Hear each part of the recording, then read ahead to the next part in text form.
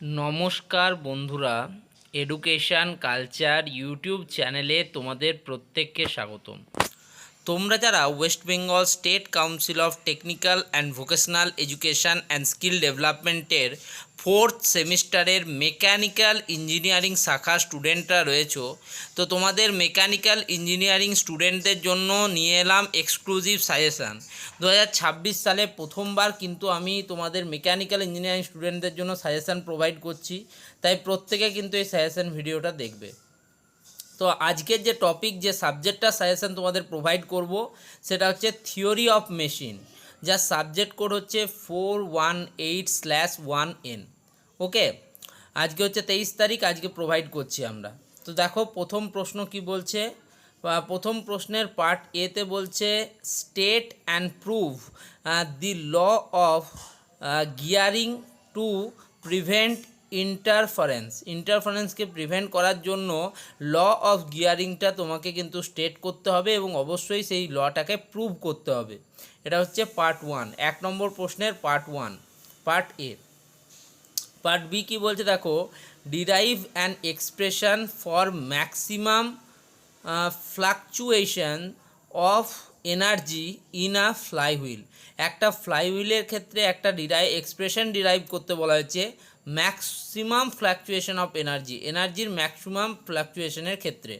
ওকে, দুটোতে কিন্তু 4 করে নাম্বার রয়েছে, পার্ট এ পার্ট বি দুটোতে 4+4 8 মার্কস। নেক্সট চলে যাব কোশ্চেন নাম্বার 2তে, থিওরি অফ মেশিনের কোশ্চেন নাম্বার 2 কি বলছে, explain inversion of mechanism with neat sketches of the inversions of a 4-bar chain and a slider crank chain এবং 4-bar চেনের sketch তোমাকে অঙ্কন করতে হবে ইনভার্সনের, তাদের মেকানিজম লিখতে হবে এবং সেটাকে সুন্দর নিট স্কেচ যেন থাকে, ড্রয়িংটা যেন থাকে। এটা পুরোটা প্রশ্নটা তোমরা যদি দেখো তাহলে 4+4 দু আকারে কিন্তু বিন্যস্ত রয়েছে প্রশ্নটা। ওকে, নেক্সট চলে যাব 3 নম্বর প্রশ্নতে। 3 নম্বর প্রশ্নটা একটাই প্রশ্ন, 8 নম্বরের প্রশ্ন। স্টেট করতে বলা হচ্ছে অ্যান্ড প্রুভ করতে বলা হচ্ছে। State and prove the Kennedy's theorem of 3 centres in লাইনের ক্ষেত্রে ক্যানিডির যে থিওরাম রয়েছে সেটাকে তোমাকে স্টেট করতে হবে এবং অবশ্যই সেটাকে কিন্তু প্রুভ করতে হবে। একটা প্রশ্নের জন্যই 8 মার্কস।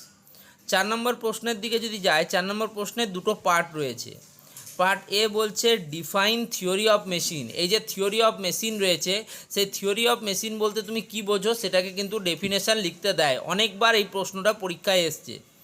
পার্ট বিটা যদি ভালো করে দেখব difference between mechanism and machine এবং মেকানিজম, এই দুটোর মধ্যে কি কি ডিফারেন্স রয়েছে, কি কি পার্থক্য রয়েছে সেটা কিন্তু দেয়। টোটাল 6 মার্কস রয়েছে ডিফারেন্সের জন্য মেকানিজম এবং মেশিনের মধ্যে। তো মোটামুটি তোমাকে কিন্তু 6 সুইটেবল পয়েন্টস কিন্তু লিখতে হবে। যদি তুমি ভাবো যে পুরো 6 মার্কসই তোমার চাই, সেক্ষেত্রে আমি বলবো তুমি মোটামুটি 8টা পয়েন্ট লেখার চেষ্টা করবে, তবে গিয়ে কিন্তু 6 মার্কস তুমি পাবে।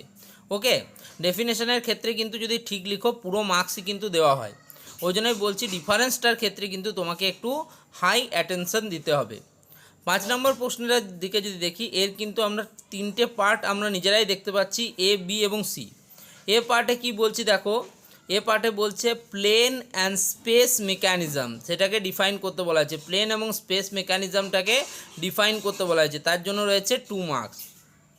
নেক্সট পার্ট বিতে দেখতে পাচ্ছ হোয়াট ইজ পেয়ার বলতে কি বোঝো, ডিফাইন কনস্ট্রেইনড মোশন বলতে কি বোঝো সেটাকে ডিফাইন করতে হবে তোমাকে, ঠিক আছে।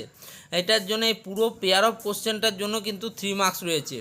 এবং তার সাথে যদি আমরা পার্ট সিতে ভালোভাবে লক্ষ্য করি, সেখানে দেখছি ডিফাইন অ্যাঙ্গেল অফ ল্যাপ বলতে কি বোঝো ডেফিনেশান, সেটা কিন্তু জানতে চেয়েছে, এর জন্য থাকছে তোমাদের 3 মার্কস। অর্থাৎ যদি অল টোটালে কথা বলি 5 নম্বর প্রশ্নটার, তাহলে এর কিন্তু 3টে ভাগ রয়েছে। পার্ট এতে আমরা পাচ্ছি 2 মার্কস, পার্ট বিতে রয়েছে 3 মার্কস এবং পার্ট সিতে রয়েছে 3 মার্কস। টোটাল কিন্তু 2+3+3 8 মার্কসের কম্প্যাক্ট একটা প্রশ্ন আমরা পেলাম।